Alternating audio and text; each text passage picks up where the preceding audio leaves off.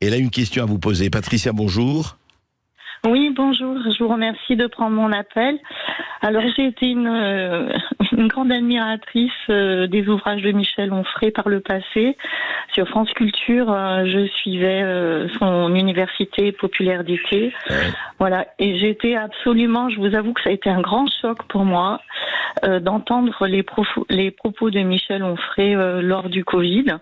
Il dit lui-même que quand on n'est pas spécialiste, on ne devrait pas s'exprimer. Et donc malheureusement, je me suis vue traitée de presque propagateurs de sida. Il nous a comparé à des violeurs de jeunes filles.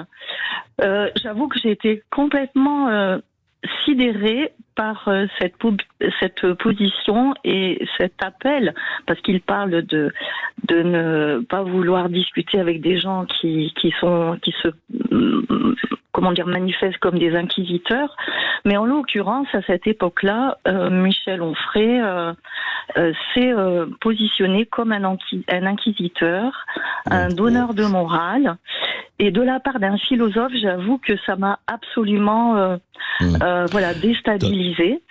Et j'ai vu que, alors après, j'ai cru comprendre qu'il y avait eu un début de regret.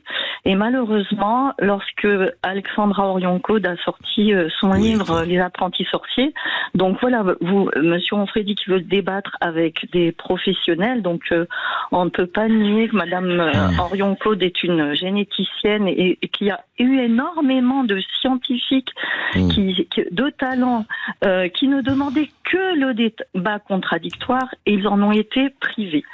Et donc Patricia. moi, ce qui m'a surprise, de la part d'un philosophe, c'est qu'en plus, il décrédibilise complètement Alexandra Orion-Caude au prétexte qu'elle était croyante et qu'une personne qui avait la foi ne pouvait pas être rationnelle. Et ça, je l'ai entendu sur une des émissions.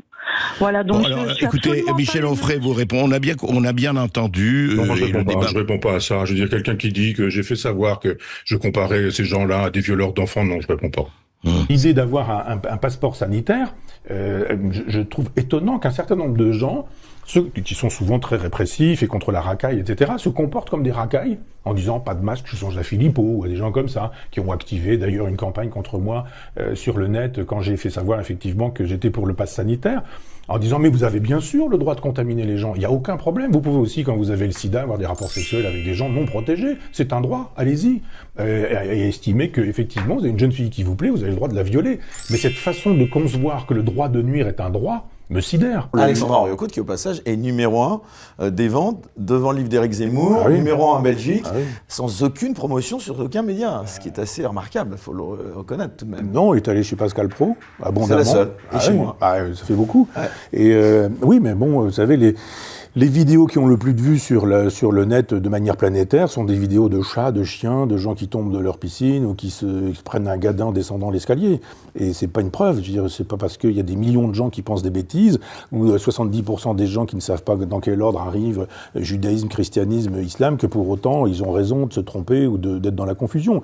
Enfin là, en l'occurrence, c'est une généticienne quand même assez reconnue quand même, qui oui, travaillait pour Axel Kahn, Axel Kahn, il faisait beaucoup de plateaux télévision et un peu moins de recherche les derniers temps. Mais je veux dire, Lysenko aussi était un scientifique, et Lysenko aussi a expliqué qu'il n'y avait pas de génétique, que c'était une science bourgeoise, etc. C'est pas parce que vous avez des diplômes et que vous êtes reconnu dans un secteur et dans un domaine que pour autant ça vous donne quitus sur le reste et que vous pouvez dire n'importe quoi. Alors justement, elle est très catholique, très intégriste, très impliquée aussi cette dame dans les mouvements complotistes qui estiment qu'effectivement le Christ ne peut pas avoir pensé que, etc.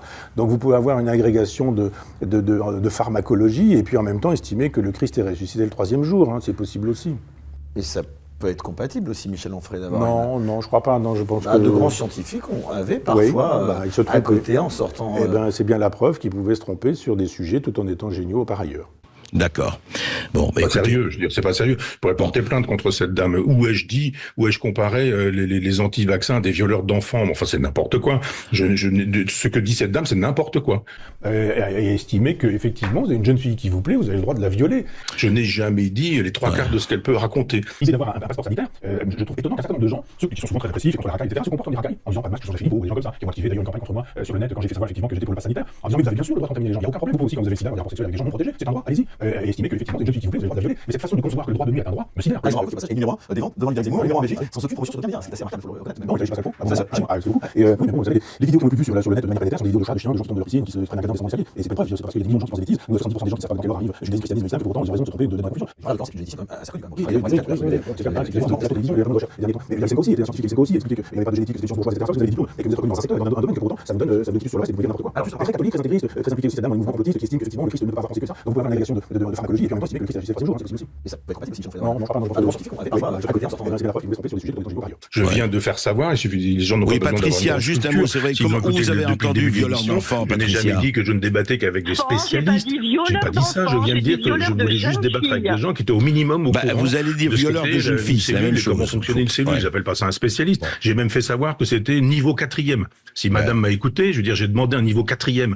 En 4e, ce qu'on fait en biologie, enfin du moins moi quand je faisais la biologie en 4e, ça ne nécessitait pas 12 ans d'études après le bac. Donc je n'ai jamais dit que je ne discutais qu'avec des spécialistes. Je disais que je discutais juste avec des gens qui respectent la réalité. Et madame, je pourrais porter plainte contre vous en disant que vous êtes dans la diffamation, en disant que j'ai fait savoir que je vous comparais à des violeurs d'enfants. Je sais tout.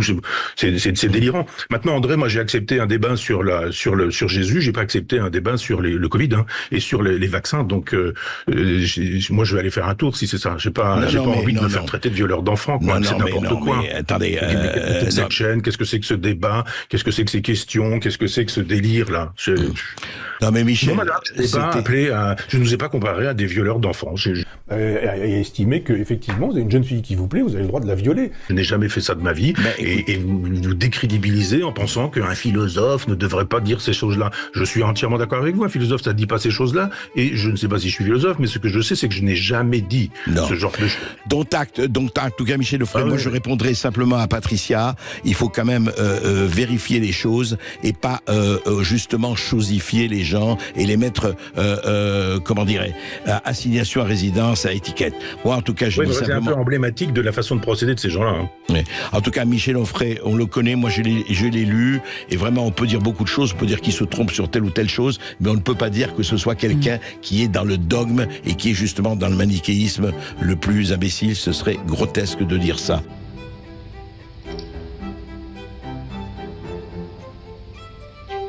Au revoir.